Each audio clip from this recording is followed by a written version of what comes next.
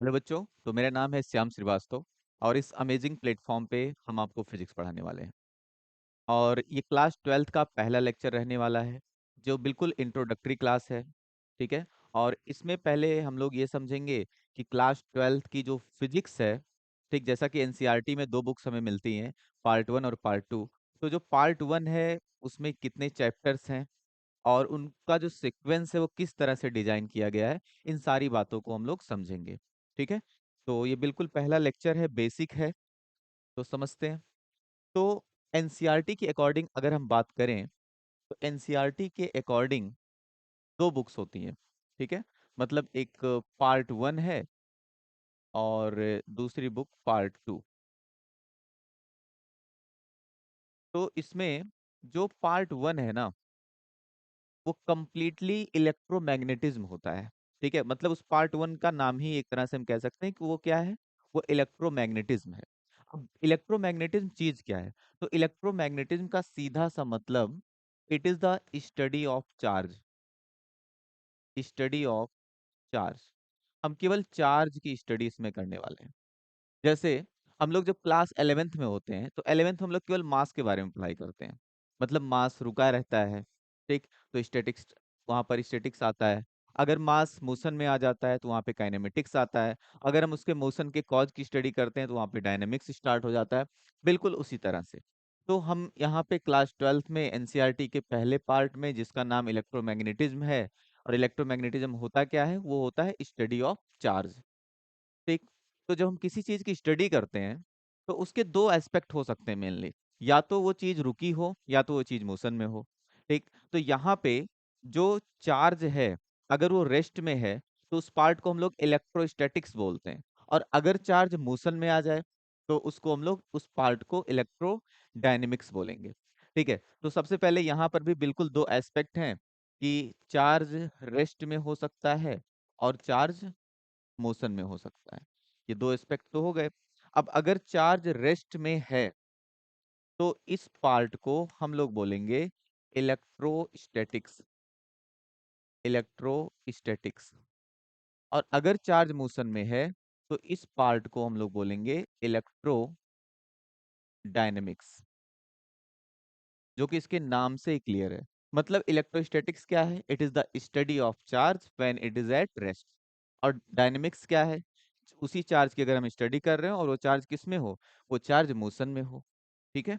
अब इसमें जब हम मोशन की स्टडी कर रहे हैं, तो मोशन भी तो दो तरह से हो सकता है। या एक हो सकता है कि वो यूनिफॉर्म मोशन हो, दूसरा हो सकता है नॉन यूनिफॉर्म मोशन हो। मतलब एक में एक्सीलरेशन जीरो हो और एक में एक्सीलरेशन जीरो ना हो। तो इसके दो सिचुएशन हो सकते हैं। पहला हम लेते हैं, अगर एक्सीलरेशन क्या है, जीरो। अगर एक्सीलरेशन जीरो है, इसका मतलब जो मोशन रहेगा वो कौन सा मोशन होगा? मोशन रहने वाला है यूनिफॉर्म मोशन। यूनिफॉर्म मोशन का सीधा सा मतलब कि जो वेलोसिटी रहेगी वो क्या रहेगी? वेलोसिटी रहेगी कांस्टेंट। ठीक है। और अगर हम नॉन यूनिफॉर्म मोशन की बात करें, मतलब जिसमें एक्सीलरेशन जीरो नहीं होगा, मतलब वेलोसिटी बदलती रहेगी, तो ये जो मोशन होता है ये नॉन यूनिफॉर्म मोशन होता है। ठीक। ये नॉन यूनिफॉर्म मोशन हो गया। का मतलब कि इसमें जो वेलोसिटी है ये वेरिएबल रहेगी। वेलोसिटी इसमें बदलती रहेगी।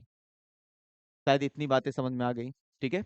हमने चार्ज लिया था, चार्ज की स्टडी हम दो एस्पेक्ट में कर रहे हैं, रेस्ट में और मोशन में।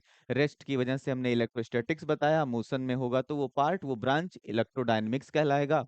और मोशन दो तरीके से हो सकता है, एक यूनिफॉर्म, दूसरा नॉन यूनिफॉर्म। यूनिफॉर्म का मतलब जब उसका एक्सेलरेशन जीरो हो, और नॉन यूनिफॉर्म का मतलब जब उसका एक्सेलरेशन जीरो ना हो, वेलोसिटी बदल रही हो।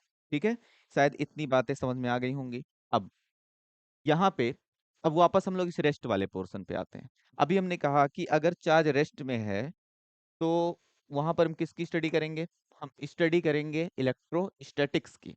ठीक है। अब अगर चार्ज रखा रहता है कहीं पर, तो वो अपने चारों तरफ, ठीक है, मतलब वो रेस्ट में है तो अपने चारों तरफ इलेक्ट्रिक फील्ड बनाता है। अब इलेक्ट्रिक फील्ड क्या चीज है? इलेक्ट्रिक फील्ड का सीधा सा मतलब हम ऐसे समझ सकते हैं कि कोई भी चीज, कोई भी ऑब्जेक्ट अपने प्रेजेंस को दिखाने के लिए, ठीक है, अपने प्रेजेंस को जब दिखाता है तो वो स्पेस में एक इंटरेक्शन क्रिएट करता है। ठीक, जैसे अगर कहीं पर कोई मैग्नेट रखा हो तो अपने चारों तरफ 3D स्पेस में वो क्या बना लेगा, एक फील्ड बना लेगा, एक अपना स्पेस क्रिएट कर लेगा, और उस स्पेस में अगर कोई दूसरा मैग्नेट या आयरन का टुकड़ा आएगा तो उसके साथ वो इंटरेक्ट करेगा। बात समझ में आ रही है? अब इंटरेक्शन का मतलब अट्रैक्शन भी हो सकता है, रिपल्सन भी हो सकता है। ठीक है, तो वो तो उसके नेचर पे डिपेंड करेगा कि उसकी पोलरिटी कैसी है। अब यहाँ पर बिल्कुल उसी तरह से जब चार्ज कहीं पे रखा होता है तो वो अपने चारों तरफ इलेक्ट्रिक फील्ड बना लेता है। तो जो हम लोग पहला चैप्टर पढ़ते हैं वो पढ़ते हैं हम लोग इलेक्ट्रिक चार्जेस एंड फील्ड। ठीक है, ये रहने वाला है पहला चैप्टर। ठीक है, ये इलेक्ट्रोस्टैटिक्स के अंदर आता है। दूसरा, अगर हम किसी चार्ज को रख रहे हैं, मतलब अगर वो रेस्ट में है तो उसको हम रखेंगे कहाँ, कहीं भी तो नहीं रख सकते हैं। तो उसको रखने के लिए, उसको स्टोर करने के लिए डिवाइस की जरूरत पड़ती है। वो डिवाइस क्या होता है? कैपेसिटर। शायद ये नाम पहली बार सुन रहे हो, नया नाम लग रहा है। जो फैन में लगा होता है, पंखे में लगा होता है, कंडेंसर, उसी को हम लोग कैपेसिटर बोलते हैं। ठीक है, तो इस कैपेसिटर का काम क्या होता है? इसका काम बस इतना होता है, ये चार्ज को स्टोर करके रखता है, और जब जरूरत होती है तो सडनली सारे चार्ज को प्रोवाइड करा देता है। ठीक है, बैटरी भी चार्ज को स्टोर करके रख सकती है एक तरह से। ठीक है, तो अभी दोनों में हम लोग आगे जब पढ़ेंगे चैप्टर तो दोनों में क्या डिफरेंस है सारी बातें करेंगे। लेकिन यहाँ पर बस इतना ही कि अगर चार्ज रेस्ट पे है तो वो अपने चारों तरफ फील्ड बनाएगा। तो पहला चैप्टर हो गया इलेक्ट्रिक चार्ज एंड फील्ड। और जो दूसरे चैप्टर का हम नाम ले रहे हैं, वो दूसरा चैप्टर यहाँ पे आ जाता है electric electric potential electric potential and capacitance. ठीक, मतलब उसी कैपेसिटर की जो एबिलिटी होती है चार्ज को स्टोर करने की, उसी एबिलिटी को हम लोग बेसिकली कैपेसिटेंस कहते हैं। ठीक, अब ये दोनों जो पार्ट है ना, ये इलेक्ट्रोस्टैटिक्स के अंदर आता है। ठीक, ये दोनों पार्ट इलेक्ट्रोस्टैटिक्स के अंदर आ जाएगा। अब हम बात करते हैं कि चार्ज अगर मोशन में आ गया, ठीक, मतलब इलेक्ट्रोडायनेमिक्स पे अगर हम आते हैं तो मोशन में आने का मतलब क्या है? चार्ज कहाँ चलेगा? रोड पे तो चलने वाला नहीं है। चार्ज अगर चलेगा तो किसी कंडक्टर के अंदर चलेगा, किसी वायर के अंदर चलेगा, और अगर किसी कंडक्टर या वायर के अंदर चलेगा तो चार्ज के चलने से क्या बनेगा? चार्ज के चलने से बनेगा इलेक्ट्रिक करंट। ठीक है, तो जो तीसरा चैप्टर यहाँ पे आता है इलेक्ट्रोडायनेमिक्स का पहला, और एनसीईआरटी के अकॉर्डिंग तीसरा चैप्टर, वो चैप्टर क्या रहने वाला? वो चैप्टर रहेगा current electricity. Current electricity. I hope sequence अच्छे से समझ में आ रहा होगा। ठीक, अब अगर करंट बन गया है चार्ज के चलने की वजह से, चार्ज जैसे रेस्ट में था तो इलेक्ट्रिक चार्जेस एंड फील्ड और electric potential and capacitance. Charge motion में आया तो चैप्टर क्या बना? Current electricity. इसके बाद अगर करंट बन चुका है तो करंट अपने चारों तरफ क्या बना लेगा? मैग्नेटिक फील्ड बना लेगा। ठीक है, करंट अपने चारों तरफ मैग्नेटिज्म क्रिएट करेगा। और ये जो मैग्नेटिज्म क्रिएट हुई है, ये किसकी वजह से हुई है? चार्ज के मोशन की वजह से। क्योंकि चार्ज मूव किया है तो करंट बना है, और करंट के बनने की वजह से चारों तरफ मैग्नेटिक फील्ड क्रिएट हो गई है। तो यहाँ पे जो चौथा चैप्टर आता है, फोर्थ चैप्टर, वो रहता है moving moving charges and magnetism. ठीक है, मूविंग चार्जेस एंड मैग्नेटिज्म, मतलब उस मैग्नेटिज्म की हम स्टडी करेंगे जो चार्ज के मूव करने की वजह से आई है। अब मैं यहाँ पे रही बात कि मैग्नेटिज्म और किस वजह से आ सकती है, तो मैग्नेटिज्म की प्रॉपर्टी मैग्नेट की वजह से भी तो आ सकती है। अगर कहीं पर कोई मैग्नेट रखा हो तो अपने चारों तरफ क्या बना लेगा? मैग्नेटिक फील्ड बना लेगा। तो magnetic field current carrying wire की वजह से भी हो सकती है और मैग्नेट की वजह से भी हो सकती है। तो इन दोनों को हम लोग अलग अलग चैप्टर में पढ़ेंगे। जब हम करंट की वजह से मैग्नेटिज्म की स्टडी करेंगे तो वो फोर्थ चैप्टर रहेगा, और उसका नाम क्या है? उसका नाम है मूविंग चार्जेस एंड मैग्नेटिज्म। और जब हम मटेरियल की वजह से मैग्नेटिक फील्ड की स्टडी करेंगे, तो मटेरियल की वजह से जब हम मैग्नेटिक फील्ड की स्टडी करेंगे तो उसका नाम रहने वाला है मैग्नेटिज्म मैग्नेटिज्म एंड मैटर। ये उसका नाम रहने वाला है। ठीक है, अब उसके बाद जब हम कुछ चैप्टर्स पढ़ लेते हैं तो इनके एप्लीकेशंस आ जाते हैं। जैसे क्लास 11th में हम लोग जब 1 to 7 चैप्टर रोटेशन तक पढ़ते हैं, तो उसके बाद एक चैप्टर आता है जिसका नाम है ग्रेविटेशन। तो ग्रेविटेशन में हम लोग एक तरह से एप्लीकेशन पढ़ते हैं, मतलब जितने चैप्टर्स हमने पढ़ा है उसका हम देखते हैं कहाँ कहाँ यूज हो सकता है। उसी तरह से इतने चैप्टर्स पढ़ने के बाद एप्लीकेशन की स्टडी करते हैं हम लोग 2 चैप्टर्स में, और एक चैप्टर आता है इसमें ईएमआई, और एक चैप्टर यहाँ पर आता है एसी। ईएमआई का मतलब क्या है? ईएमआई का मतलब होता है मैग्नेटिक इलेक्ट्रोमैग्नेटिक इंडक्शन। ठीक है। और एसी का मतलब यहाँ पे है अल्टरनेटिंग करंट से, अल्टरनेटिंग करंट से। अब यहाँ पर कितने चैप्टर्स हो गए? तो यहाँ पे 7 चैप्टर्स हो चुके। ठीक है, 7 चैप्टर्स हो चुके। अब एक चैप्टर और बच रहा है। ठीक है, अब इस सीक्वेंस को समझते हैं, वो चैप्टर क्यों बच रहा है। जैसे अभी तक रेस्ट में था, तो रेस्ट की वजह से 2 चैप्टर्स आए। ये दोनों चैप्टर रेस्ट की वजह से। ये जो चैप्टर्स आए एक तरह से मोशन की वजह से आ गए। ठीक है, ये जितने चैप्टर्स यहाँ पर हमने बताए। और एक चैप्टर जो आखिरी बच रहा है, वो आएगा नॉन यूनिफॉर्म मोशन की वजह से। ठीक है, क्यों आएगा? जैसे नॉन यूनिफॉर्म मोशन का यहाँ पर मतलब क्या है, हम एक एग्जांपल लेते हैं। मान लो अगर हम इलेक्ट्रॉन का एग्जांपल लें, और हम बोलें कि इलेक्ट्रॉन का जो मास होता है ना, इलेक्ट्रॉन का मास होता है 9.1 इंटू 10⁻31 kg। ये सबको याद होना चाहिए। ये इलेक्ट्रॉन का मास होता है। रही बात चार्ज की, तो चार्ज होता है 1.6 इंटू 10⁻19 कूलम। बट ये मास है। अब इसका हम करेंगे क्या? मान लो एक छोटा सा इलेक्ट्रॉन है, उसका इतना मास है, हमने धीरे से 1 न्यूटन का फोर्स लगाया। अगर हम 1 न्यूटन का इस पर फोर्स अप्लाई करें तो क्या होगा? 1 न्यूटन का अगर फोर्स अप्लाई करें और इसका हम एक्सीलरेशन चेक करें, तो ए इक्वल्स टू F/m होता है। तो फोर्स कितने का? 1 न्यूटन का, तो 1/9.1 इंटू 10⁻31। अगर इसको हम सिंप्लीफाई करेंगे, तो ये आ जाएगा एक तरह से 1.1 अप्रोक्सीमेट, और ये आ जाएगा 10⁻30 मीटर पर सेकेंड स्क्वायर। क्योंकि यहाँ पे था तो माइनस में था, ये ऊपर जाएगा तो प्लस हो जाएगा। ठीक है, अब ये प्लस हो गया। अब यहाँ पे देख सकते हो ये जो एक्सीलरेशन आया ना, ये एक्सीलरेशन बहुत ज्यादा है। ठीक है, ये एक्सीलरेशन बहुत ही ज्यादा है। अच्छा, लाइट की स्पीड कितनी होती है? लाइट की स्पीड होती है 3 इंटू 10⁸। ठीक है, लाइट की स्पीड कितनी है? स्पीड ऑफ लाइट है 3 इंटू 10⁸मीटर पर सेकेंड। ठीक है, और यहाँ पे एक्सीलरेशन कितना है? 10⁻30 मीटर पर सेकेंड स्क्वायर का रेंज का है। मतलब 1 सेकेंड में 10⁻30 मीटर पर सेकेंड स्पीड इंक्रीज हो जाएगी। एक्चुअल स्पीड का तो पता ही नहीं कितनी होगी, बहुत ज्यादा स्पीड हो जाएगी। ये स्पीड है लाइट की। लेकिन यहाँ पर हम क्या बता रहे हैं? यहाँ पर हम ये बता रहे हैं कि 1 सेकेंड में जो लाइट की स्पीड है, वो 10⁻30 मीटर पर सेकेंड इंक्रीज हो जाएगी। ठीक है, तो यहाँ पे एक तरह से ऐसे देख लो कि इलेक्ट्रॉन एक तरह से पागल हो चुका है। ठीक है, मतलब वो बिल्कुल एक्सीलरेटेड मोशन परफॉर्म कर रहा है। तो इस केस में वो अपने साथ साथ इलेक्ट्रिक फील्ड तो बनाएगा ही बनाएगा, मैग्नेटिक फील्ड तो बनाएगा मोशन की वजह से, और साथ में एक काम और करता है। वो काम क्या है? वो काम ये है कि ये एनर्जी को रेडिएट करता है। और अगर एनर्जी रेडिएट होगी, तो किसके फॉर्म में रेडिएट होगी? इलेक्ट्रोमैग्नेटिक वेव के फॉर्म में रेडिएट होगी। ठीक है, तो हमने क्या बताया? हमने ये बताया कि अगर इलेक्ट्रॉन जो है, उसका मोशन क्या हो जाए? एक्सीलरेटेड हो जाए। तो अगर उसका मोशन एक्सीलरेटेड हो जाएगा, तो हमने कहा कि वो एनर्जी को रेडिएट करेगा। ठीक है, रेडिएट्स एनर्जी, और वो भी किसके फॉर्म में? इन द फॉर्म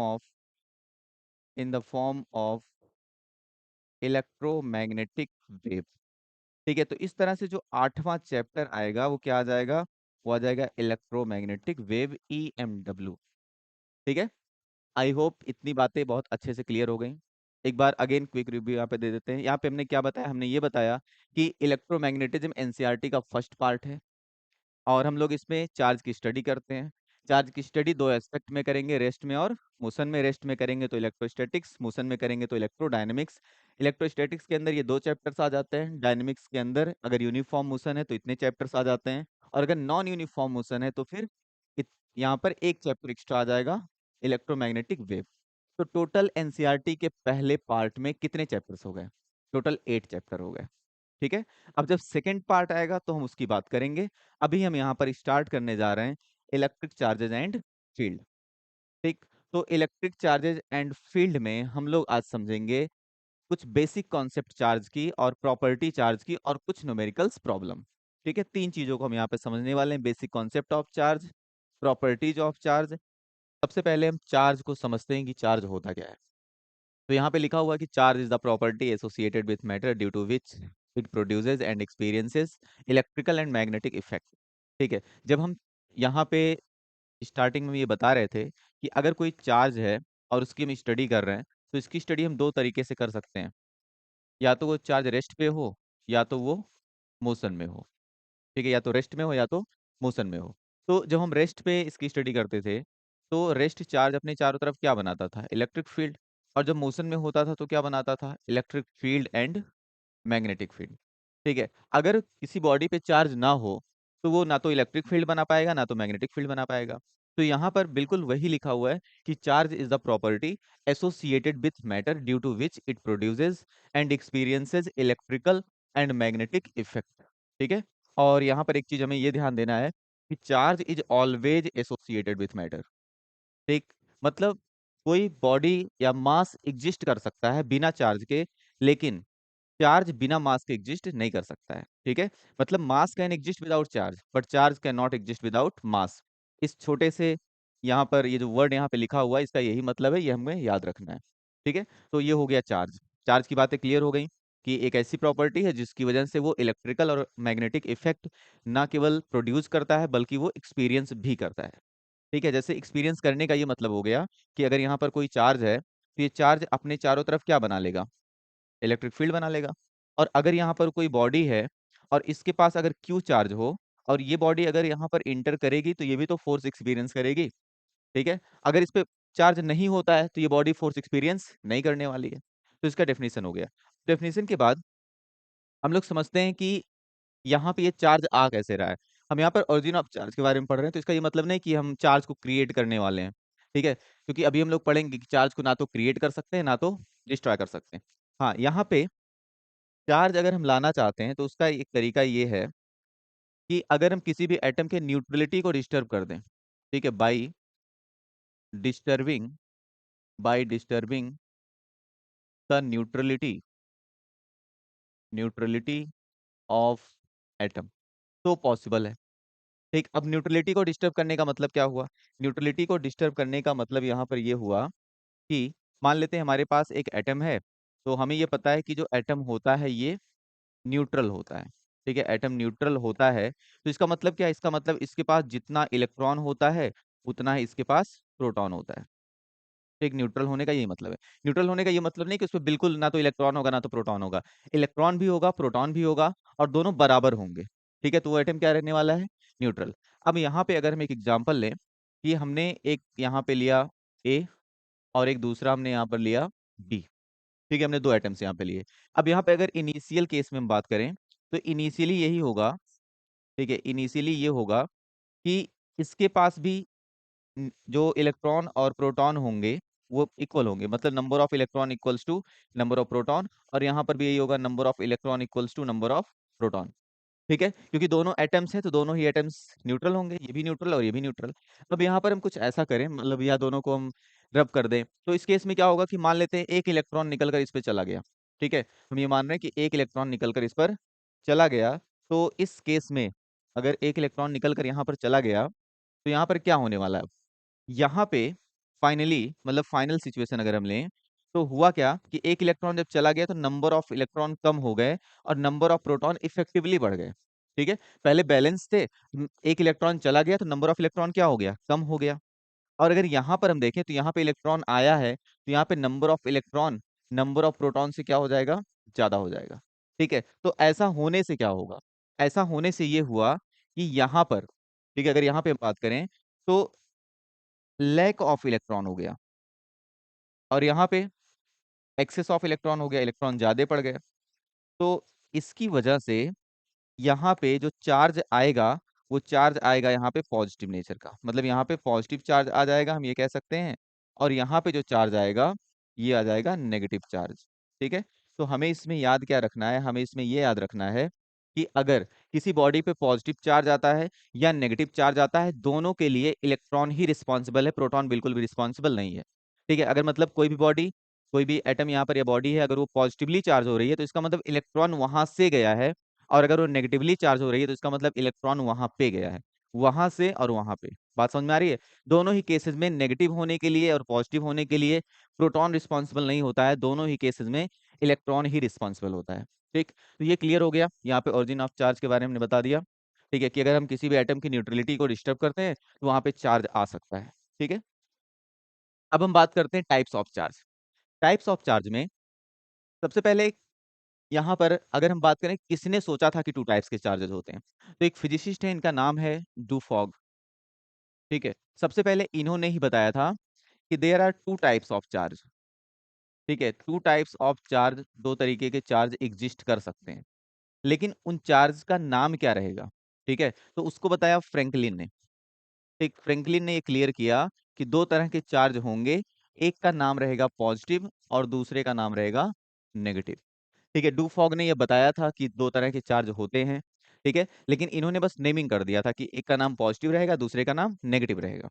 ठीक है, अब यहाँ से कुछ और चीजों को हम समझते हैं। जैसे यहाँ पर पॉइंट ये रहता है कि अगर सिमिलर चार्ज है, ठीक है, जो कि यहाँ पे लिखा हुआ है कि like charges repel, unlike charges attract.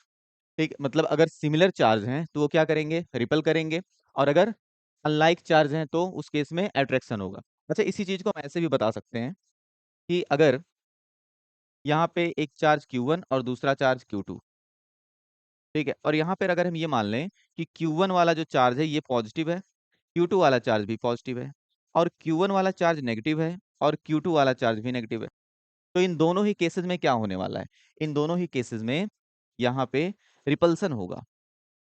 ठीक है, यहाँ पे क्या होगा, रिपल्सन होगा।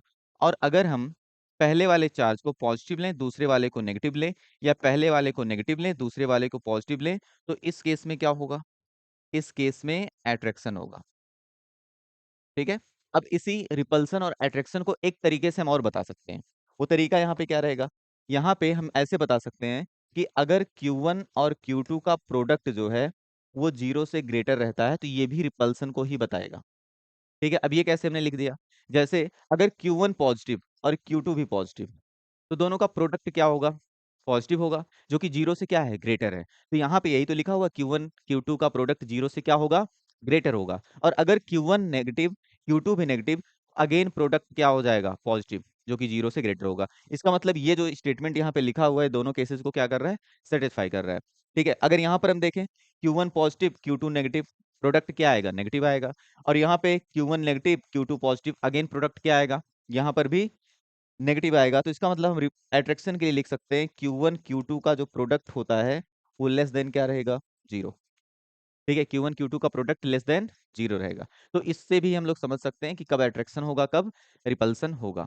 ठीक है, तो आई होप ये क्लियर हुआ। आगे बढ़ते हैं और यूनिट की बात करते हैं। ठीक है, तो सबसे पहले जो सबसे बेसिक फार्मूला चार्ज के बारे में पढ़ते हो, ठीक, वो फार्मूला आता है कि जब हम करंट को डिफाइन कर रहे होते हैं I इक्वल्स टू Q/T से, तो यहाँ से Q इक्वल्स टू क्या आएगा, Q इक्वल्स टू आ जाएगा IT। ये बेसिक फार्मूला आ जाता है। अब यहाँ से हम इसके यूनिट को बना सकते हैं। ठीक है, अब इसका यूनिट क्या होगा, इसका यूनिट अगर हम देखें तो यहाँ पर इसका यूनिट हो जाएगा, इसका यूनिट हो जाएगा एम्पियर, और इसका यूनिट हो जाएगा सेकंड, और इसका जो यूनिट होता है ये होता है कूलम। ये इसका SI यूनिट है।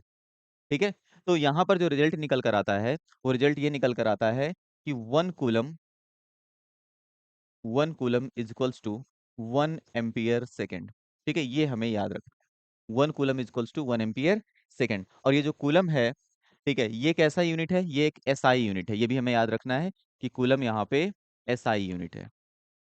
ठीक, अब SI यूनिट हो गया। अब हम बात करते हैं यहाँ पे CGS सिस्टम की यूनिट की। ठीक, तो अगर हम CGS सिस्टम के यूनिट की बात करें तो CGS सिस्टम में इसके दो यूनिट्स होते हैं। ठीक है, एक को हम लोग बोलते हैं ESU और एक होता है EMU। ठीक, ESU का मतलब क्या है, ESU का मतलब होता है यहाँ पे इलेक्ट्रोस्टैटिक यूनिट। ठीक है, ESU का मतलब इलेक्ट्रोस्टैटिक यूनिट, और EMU का मतलब होता है इलेक्ट्रो मैग्नेटिक यूनिट। ठीक है, ये दोनों ही सीजीएस सिस्टम के यूनिट हैं चार्ज के लिए। एसआई सिस्टम का यूनिट तो हमने बता दिया कूलम होता है, लेकिन सीजीएस में दो हैं, एक है ईएसयू और दूसरा ईएमयू। ठीक है, अब इसमें आता है या ईएसयू जो होता है, इसको हम लोग एक नाम से और जानते हैं, इसको बोला जाता है स्टेट कूलम। ठीक है, और ये जो ईएमयू है इसको भी इसी तरह से एक नाम से जाना जाता है, उसको हम लोग बोलते हैं एब कूलम या एब्सोल्यूट कूलम। ठीक, या इसको हम लोग क्या बोलते हैं, इसको हम लोग बोलते हैं एब्सोल्यूट कूलम।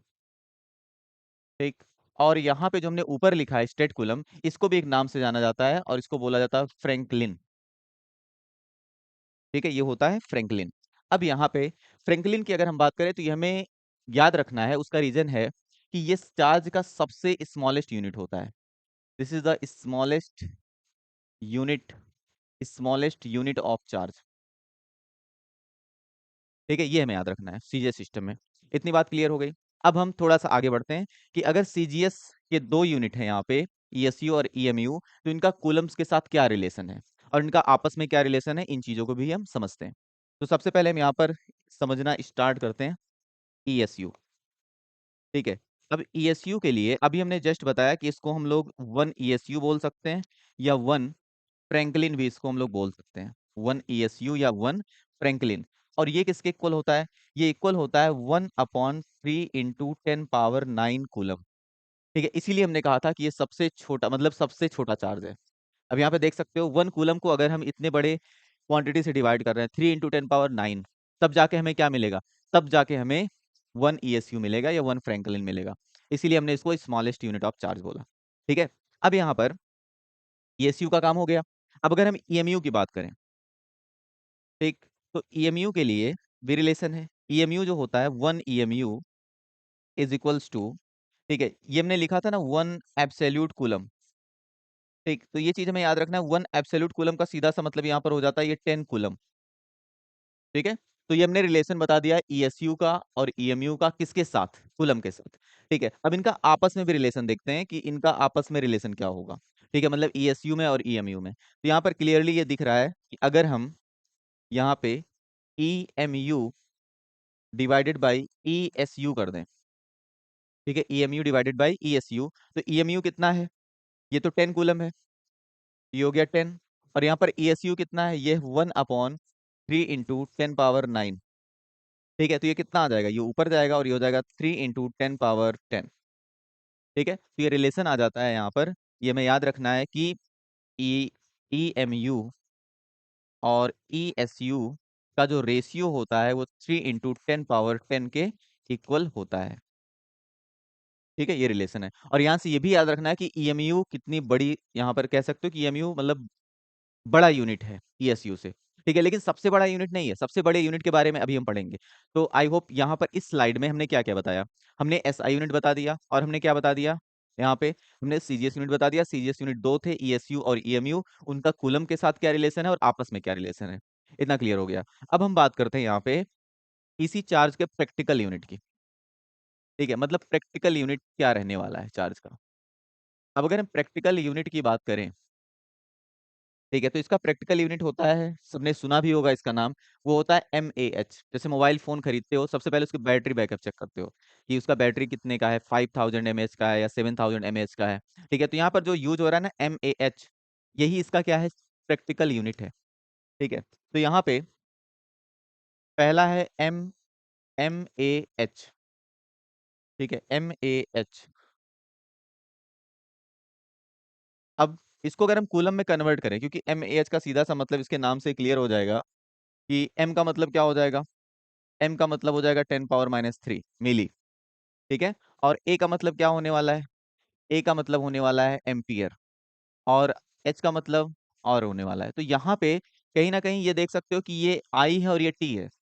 ठीक है, तो ये आई टी है, इसका मतलब ये चार्ज का यूनिट हो गया।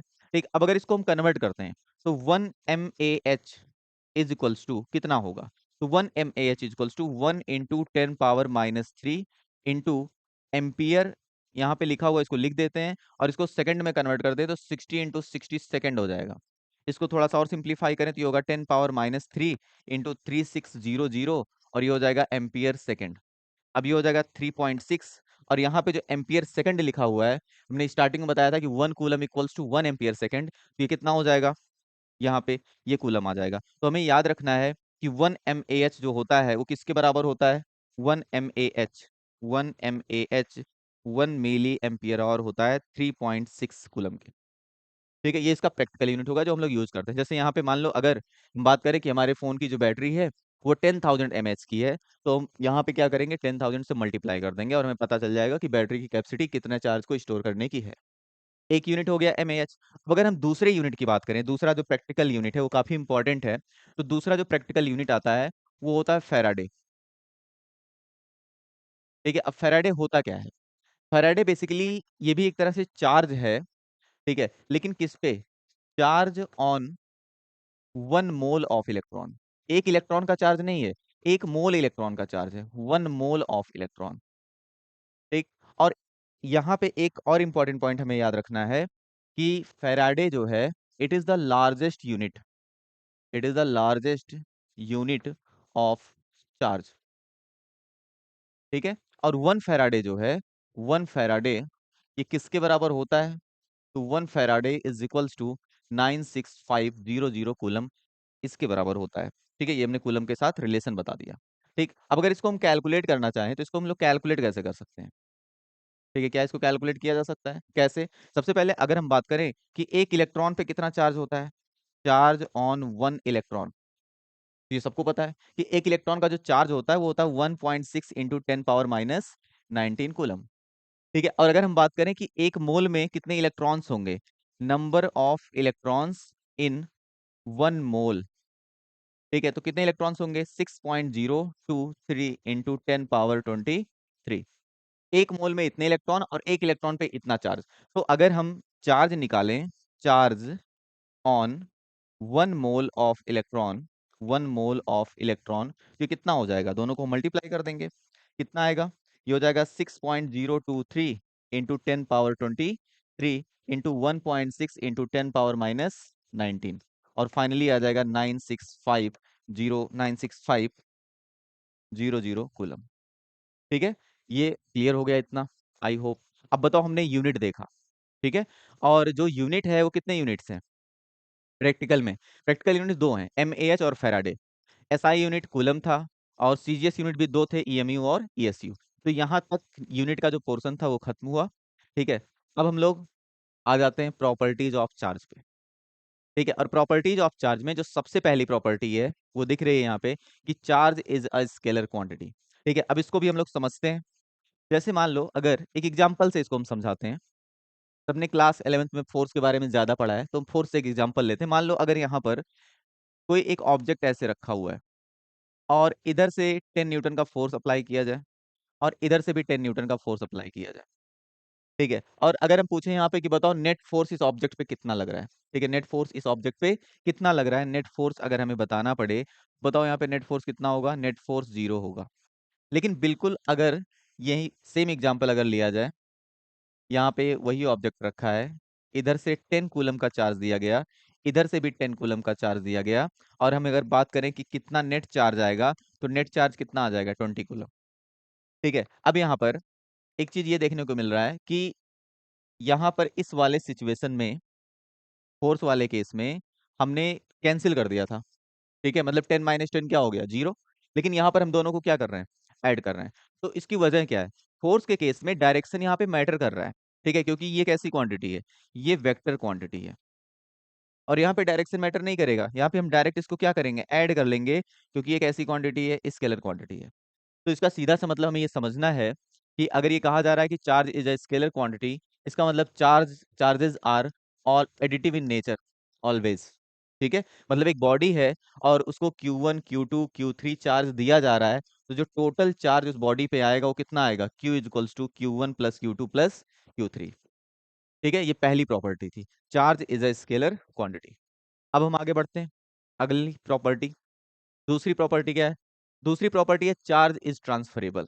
ठीक है, अब यहाँ पर क्या दिया हुआ? चार्ज इज ट्रांसफरेबल का सीधा सा मतलब, if a charge body is put in contact with an uncharge body. ठीक है, तो यहाँ पे क्या होगा? जो अनचार्ज बॉडी है becomes charge due to transfer of electrons from one body to the other body. ठीक है, मतलब ये बिल्कुल सीधी सी बात कर रहा है कि अगर यहाँ पे एक कोई बॉडी है, इस पे 10 कूलम का अगर चार्ज है, मान लेते हैं इस पे 10 कूलम का चार्ज दिया हुआ है, और यहाँ पे कोई एक दूसरी बॉडी है, ये बॉडी न्यूट्रल है, इस पे कोई भी चार्ज नहीं है। ठीक, और ये आइडेंटिकल बॉडी है मान लेते हैं। तो आइडेंटिकल के केस में क्या होगा? अगर दोनों को हम कांटेक्ट में लाते हैं, ठीक, अगर हम दोनों को कांटेक्ट में लाते हैं तो इस केस में क्या होगा? इस केस में दोनों पर चार्ज आ जाएगा, इस पर भी 5 कूलम का चार्ज आ जाएगा और इस पे भी 5 कूलम का चार्ज आ जाएगा। ठीक है, तो इसी बात को यहाँ पर कही जा रही है कि जो चार्ज होता है वो ट्रांसफरेबल है, एक बॉडी से दूसरे बॉडी पे जा सकता है।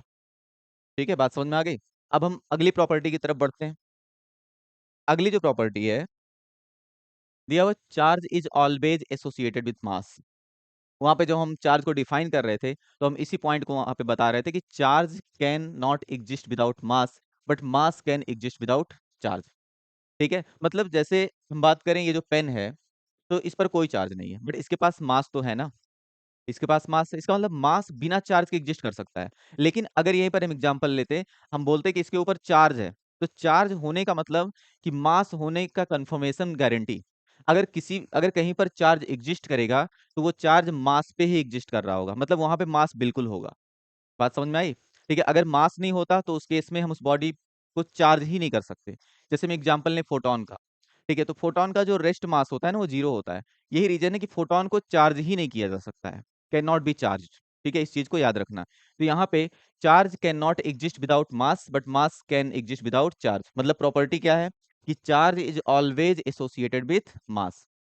ना क्लियर हो गया। ठीक है, अब ये हो गई तीसरी प्रॉपर्टी। अब हम आगे बढ़ते हैं। अगली जो प्रॉपर्टी वो क्या है, चार्ज इज कंजर्व्ड। ठीक है, अब यहाँ पे चार्ज कंजर्व होने का मतलब क्या है कि चार्ज को ना तो हम क्रिएट कर सकते हैं, ना तो डिस्ट्रॉय कर सकते हैं। ऊपर लिखा हुआ है कि charge can neither be created nor be destroyed. ठीक है, तो यहाँ पे एक एग्जांपल दिया गया है रेडियो एक्टिव डीके का, जिसमें जो यूरेनियम का न्यूक्लियस है वो कन्वर्ट हो रहा है थोरियम न्यूक्लियस में, और इमिट कर रहा है यहाँ पे। ठीक है, एक अल्फा पार्टिकल। ठीक, यहाँ पे एक अल्फा पार्टिकल इमिट कर रहा है। तो यहाँ पे देख सकते हो ये यूरेनियम है, और यहाँ पे थोरियम में कन्वर्ट हो गया अल्फा पार्टिकल इमिट करने के बाद। अल्फा पार्टिकल का मतलब हीलियम का न्यूक्लियस होता है, उसको हम लोग 2He4 बोलते हैं। तो इस केस में अगर हम ये देखें कि इसका चार्ज कम हो गया, ठीक है, तो ऐसा बिल्कुल भी नहीं है। अगर हम टोटल चार्ज की बात करें पहले, तो पहले भी टोटल चार्ज कितना था, 92 इलेक्ट्रॉन।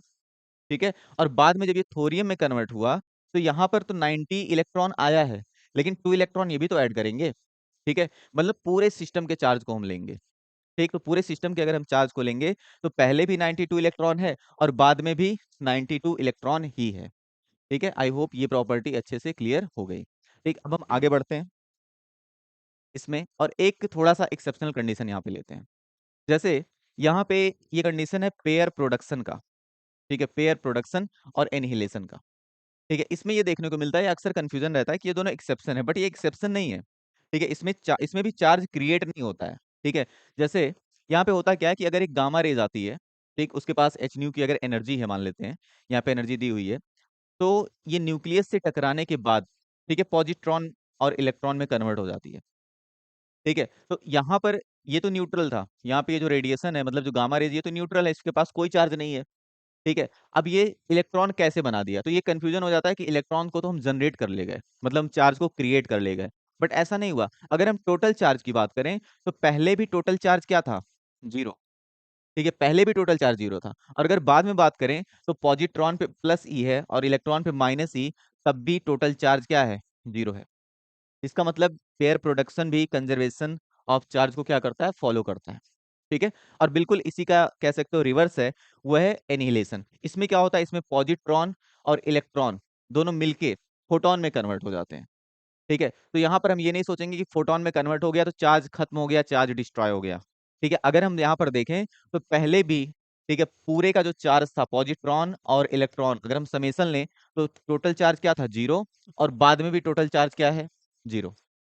ठीक है, बाद में भी टोटल चार्ज 0 ही है। ये क्यों लिखा हुआ है, तो यहाँ पे हमें ये याद रखना है कि जो कंजर्वेशन ऑफ चार्ज है, law of conservation of charge, वो हमेशा वैलिड है, उसका कोई एक्सेप्शनल कंडीशन नहीं है। और पेयर प्रोडक्शन और ये पेयर इनहेलेशन भी इसको सपोर्ट करते हैं।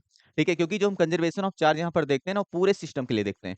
जैसे एक और एग्जांपल अगर हम यहाँ पे लें, कि मान लेते हैं एक कोई सिस्टम है, और यहाँ पे अलग से एक स्लाइड लेते हैं। मान लेते हैं एक ये कोई सिस्टम है। ठीक है, ये कोई सिस्टम दे रखा है, और यहाँ पर 3 बॉडीज हैं, एक ए है, एक बी है, और तीसरी बॉडी सी है। ठीक है, और इस पे 10 कूलम का चार्ज है, इस पे मान लेते हैं 20 कूलम का चार्ज है। ठीक, और इस पे भी मान लेते हैं हम, इस पे कितना कंसीडर कर लें, इस पे 30 कूलम का चार्ज है। ठीक है, ये चार्जेस हैं।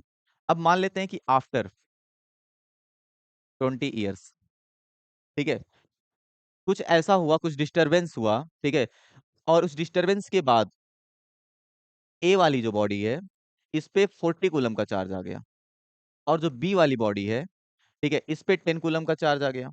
तो सी वाली बॉडी पे कितना चार्ज आया होगा? ठीक, तो यहाँ पर हम क्या करेंगे, यहाँ पर हम सीधा सीधा आंसर दे देंगे कि यहाँ पर भी 10 कूलम का चार्ज आया होगा। ये कैसे? हम टोटल चार्ज को यहाँ पे कैलकुलेट करेंगे कि यहाँ पे टोटल चार्ज कितना था, 30, 10 और 20। मतलब यहाँ पे जो टोटल चार्ज है वो कितना है, वो है 60 कूलम। तो फाइनल केस में भी टोटल चार्ज कितना होना चाहिए, 60 होना चाहिए। तो ये 40 और 10 को ऐड करके 50 आया था, तो हमने बता दिया कि इस पे चार्ज कितना होगा, 10 कूलम होगा। मतलब चार्ज को ना तो हम क्रिएट कर सकते हैं, ना तो हम डिस्ट्रॉय कर सकते हैं। और कंजर्वेशन जब हम लगाएं तो इस चीज को देखें कि हम पूरे सिस्टम के लिए उसको लगाएंगे, ठीक है, मतलब टोटल चार्ज को हमेशा लेंगे, ठीक है। अब हम आगे बढ़ते हैं और एक बहुत अच्छी प्रॉपर्टी पे, जिसका नाम है इनवेरियंस ऑफ चार्ज, ठीक है। इनवेरियंस ऑफ चार्ज में सबसे पहले वैसे तो प्रॉपर्टी है चार्ज की है, लेकिन थोड़ा सा हम इसको मास से रिलेट करते हैं और समझते हैं मास के बारे में, ठीक है। और यहाँ पे पहला क्वेश्चन कि क्या मास वेलोसिटी पे डिपेंड करता है या नहीं करता है। ठीक, अगर मेरा क्वेश्चन ये है कि क्या मास वेलोसिटी पे डिपेंड करता है, अगर किसी चीज के पास स्पीड आ जाए या वो मूव करने लगे किसी स्पीड से, तो क्या उसका मास वेरी कर सकता है? तो इसको हम डायरेक्ट नहीं बता सकते, पहले हमें पता होना चाहिए कि उस ऑब्जेक्ट की स्पीड कितनी है, क्योंकि ये बात स्पीड के मैग्नीट्यूड पे डिपेंड करेगी। ठीक, तो अगर हम मास के वेरिएशन को देख रहे हैं, तो हम ये मान के चलेंगे कि दो तरह के पार्टिकल्स होते हैं, दो तरह के। एक होता है रिलेटिविस्टिक पार्टिकल, ठीक है,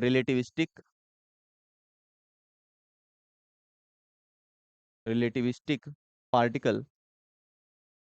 और दूसरा यहाँ पर होता है नॉन रिलेटिविस्टिक पार्टिकल, ठीक है। अब ये नाम शायद पहली बार सुन रहे हो, तो यहाँ पे हम बता दें कि रिलेटिविस्टिक और नॉन रिलेटिविस्टिक का मतलब क्या है। ऐसे पार्टिकल्स जिनकी स्पीड लाइट के स्पीड के आसपास होती है, उनको हम रिलेटिविस्टिक पार्टिकल्स बोलेंगे, ठीक है। जैसे अगर हम यहाँ पे इसको डिनोट करें कि कोई पार्टिकल है जिसकी स्पीड लाइट के स्पीड मतलब सी के आसपास है, तो वो पार्टिकल क्या होगा, रिलेटिविस्टिक पार्टिकल होगा।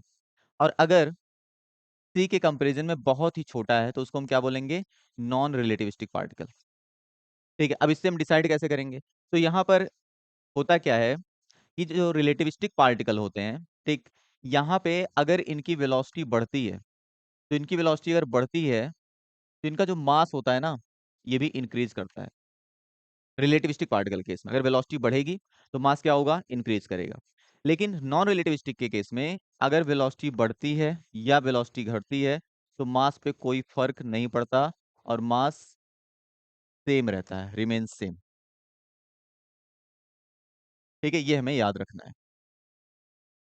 इसके लिए हम एक फार्मूला यहाँ पे बताते हैं। वो फार्मूला क्या है मास वेरिएशन का, ठीक है। वो फार्मूला होता है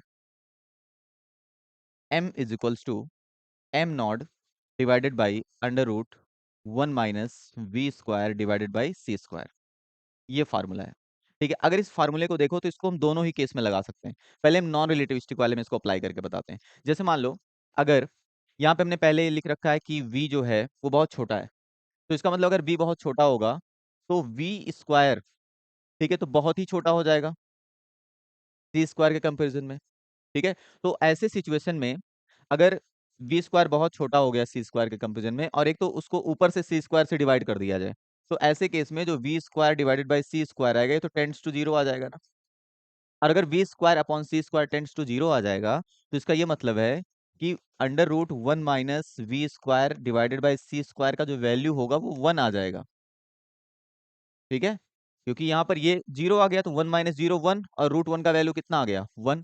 तो यहाँ पे जो हमें रिजल्ट मिलेगा वो क्या मिल जाएगा, m is equals to M not.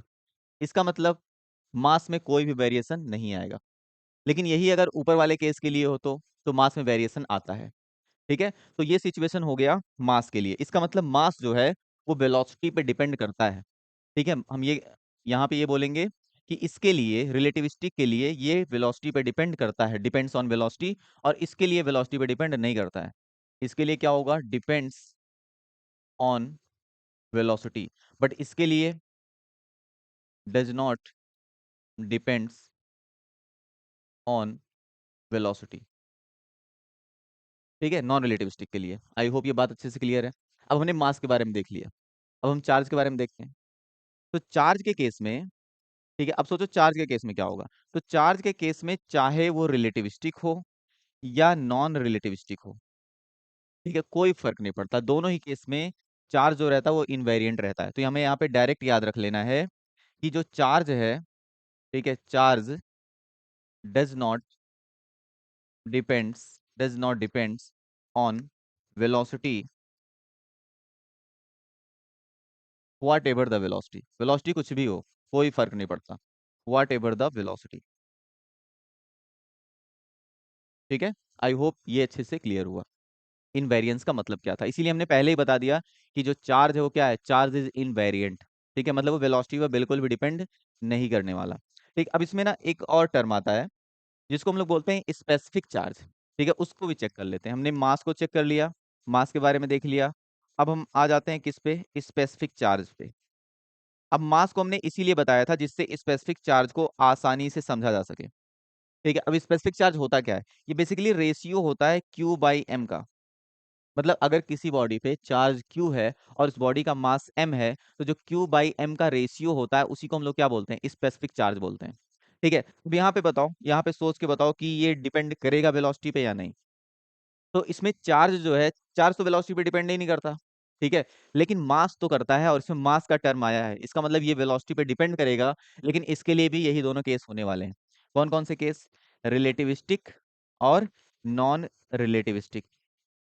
ठीक, तो अगर नॉन रिलेटिविस्टिक है तो इस सिचुएशन में जो स्पेसिफिक चार्ज है ये वेलोसिटी पे डिपेंड नहीं करेगा, does not depends on velocity. क्यों नहीं करेगा, क्योंकि मास भी तो डिपेंड नहीं करता था नॉन रिलेटिविस्टिक के केस में। लेकिन अगर रिलेटिविस्टिक है तो इस केस में क्या होगा, इस केस में अगर हम वेलोसिटी को बढ़ाएंगे तो वेलोसिटी को बढ़ाने पर जो मास होगा वो बढ़ेगा, और मास के बढ़ने पर स्पेसिफिक चार्ज जो है वो मास के इनवर्सली प्रोपोर्शनल है। तो यहाँ पे अगर हम स्पेसिफिक चार्ज को क्यू एस से डिनोट करें तो मास के बढ़ने से जो क्यू एस होगा वो डिक्रीज होगा। ठीक है, बात समझ में आ गई। और यहाँ पे हम स्पेसिफिक चार्ज का यूनिट भी याद रखें तो और अच्छी बात है। ठीक है, कूलम पर केजी यहाँ पर इसका यूनिट हो जाने वाला है। तो प्रॉपर्टी क्या थी, प्रॉपर्टी तो बेसिकली चार्ज के लिए थी, लेकिन यहाँ पर हमने इतनी चीजों को देखा इनवेरिएंस ऑफ चार्ज में। पहले हमने मास की डिपेंडेंसी देखी वेलोसिटी पे, उसके बाद चार्ज की डिपेंडेंसी, और उसके बाद स्पेसिफिक चार्ज की डिपेंडेंसी। ठीक है, तो इतनी प्रॉपर्टीज हो गई। अब हम आगे बढ़ते हैं एक और प्रॉपर्टी पे। प्रॉपर्टी क्या लिखा हुआ है, चार्ज, ये तो हमने पहले भी बता दिया कि charge produces electric field and magnetic field. ठीक है, इसमें क्या होता है कि अगर चार्ज किस पे है, वेलोसिटी अगर जीरो है, मतलब चार्ज रेस्ट पे है, तो उस केस में वो केवल इलेक्ट्रिक फील्ड प्रोड्यूस करता है। अगर वो कांस्टेंट स्पीड से मूव करने लगे, ठीक है, मतलब वो मोशन परफॉर्म कर रहा है, ठीक है, लेकिन मोशन यहाँ पे कैसा है, मोशन यहाँ पे यूनिफॉर्म मोशन है, तो यूनिफॉर्म मोशन के केस में वो करंट बनाएगा, और करंट कैरिंग वायर के चारों तरफ मैग्नेटिक फील्ड होगी। तो इसका मतलब ये इलेक्ट्रिक फील्ड भी बनाएगा और मैग्नेटिक फील्ड भी बनाएगा, लेकिन कोई भी रेडिएशन नहीं होगा in case of uniform motion. ठीक है, लेकिन यहाँ पे अगले वाले केस में अगर वेलोसिटी कांस्टेंट नहीं है, वेलोसिटी वेरी कर रही है, टाइम वेरिंग है, ठीक, या हम कह सकते हैं कि अगर एक्सीलरेटेड, ठीक है, एक्सीलरेटेड चार्ज पार्टिकल है, तो अगर एक्सीलरेटेड चार्ज पार्टिकल रहेगा तो ये क्या करेगा, फिर ये इलेक्ट्रिक फील्ड मैग्नेटिक फील्ड के साथ साथ, ठीक है, एनर्जी भी रेडिएट करेगा। और एनर्जी जो रेडिएट करेगा वो किसके फॉर्म में रेडिएट करता है, रेडिएट्स एनर्जी, ठीक है, किसके फॉर्म में, in the form of electromagnetic wave. ठीक है, ये प्रॉपर्टी भी हमें याद रखनी है। इसके बाद अगली प्रॉपर्टी पे आते हैं। अगली प्रॉपर्टी क्या दी हुई है, charge resides on the surface of conductor.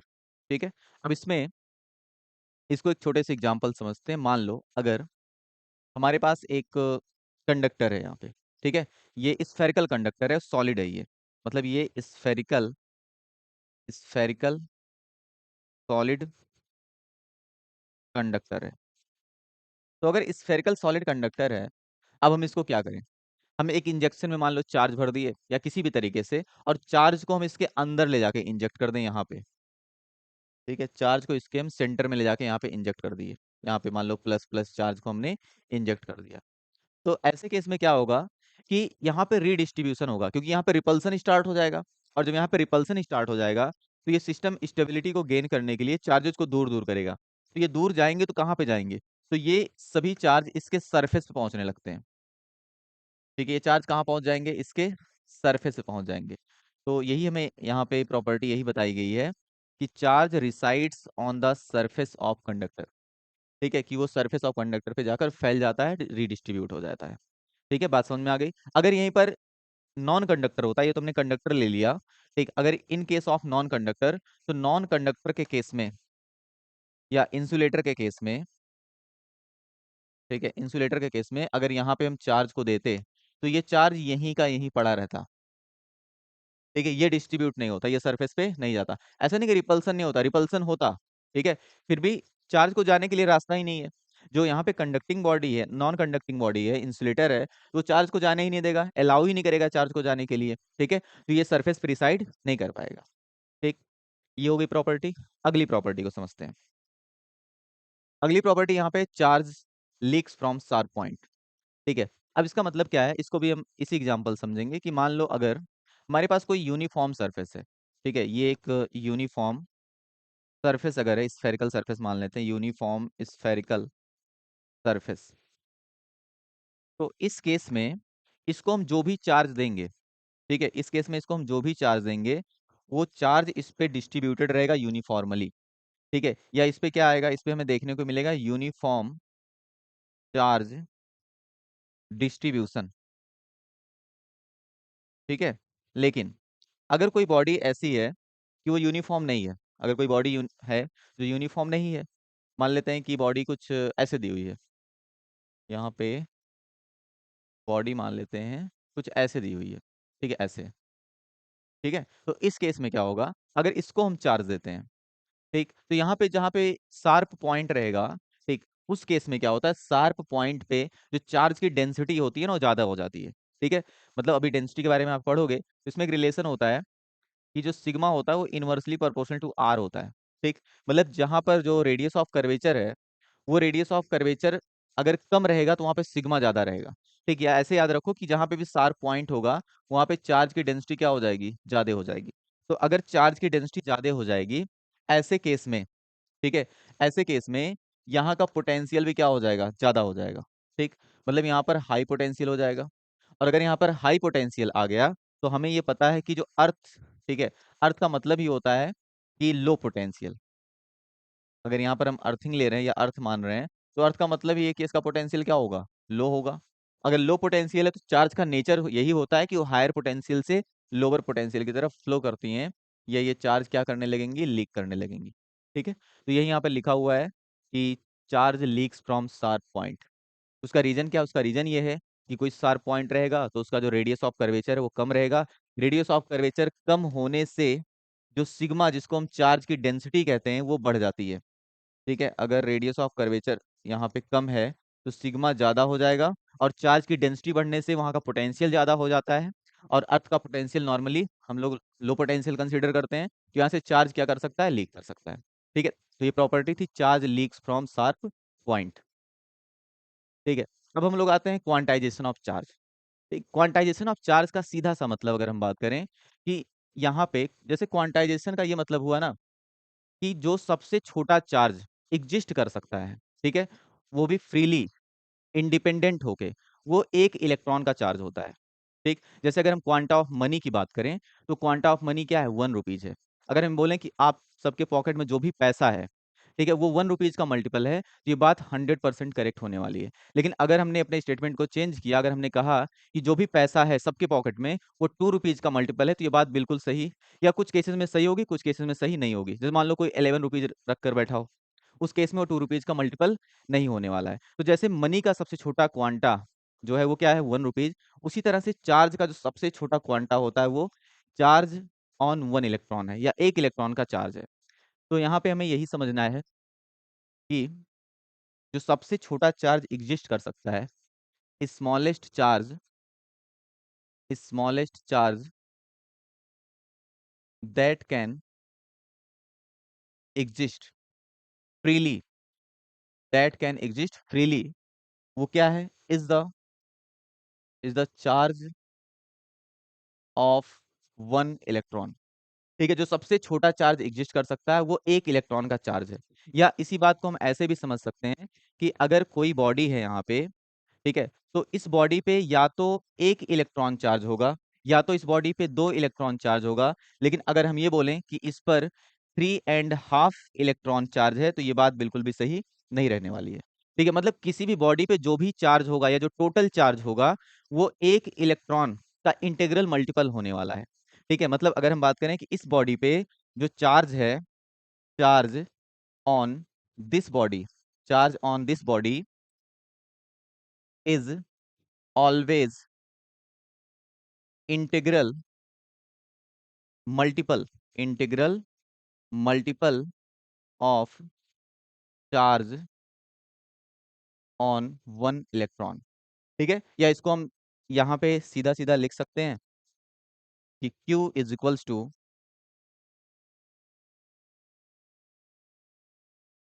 Q is equals to N E. ठीक है, और यहाँ पे n का वैल्यू क्या क्या हो सकता है, 0 भी हो सकता है, 1 भी हो सकता है, 2 भी हो सकता है, इस तरह से। बात समझ में, 0 भी हो सकता है। अगर 0 हो गया तो इसका मतलब उस बॉडी पे चार्ज ही नहीं है। ठीक है, तो ये जितनी प्रॉपर्टी थी हमने यहाँ पर देख लिया सारी प्रॉपर्टीज को।